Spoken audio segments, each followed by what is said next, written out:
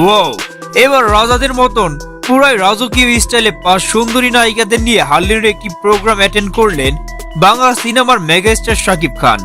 সম্প্রতি শাকিব খানকে এবার দেখা গেল বাংলা সিনেমার টপ সুন্দরী নায়িকাদের নিয়ে হার্লিনের এই প্রোগ্রামে, যেখানে রয়েছে পরিমণি, পূজা চিরি, দিঘি, কেয়া পায়েল এবং বিদ্যা সিনহা মিম। সত্যি বলতে এই এক ঝাঁক সুন্দরী নায়িকাদের মাঝে শাকিব খানকে পুরাই রাজাদের মতন লাগছে।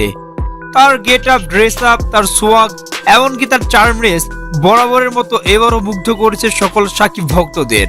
জানা যায় রিমার্ক হার্লিন ব্র্যান্ডের আন্ডারে রিমার্ক আপনজন নামে নতুন একটা উদ্যোগ গ্রহণ করলেন শাকিব খান, যে প্রোগ্রামের প্রধান কাজ হলো রিমার্ক হার্লারের সাথে যুক্ত ছোট, মাঝারি এবং বড় স্টোরের মালিক, দোকানি, স্টাফ এদের অসময়ে পাশে থাকা।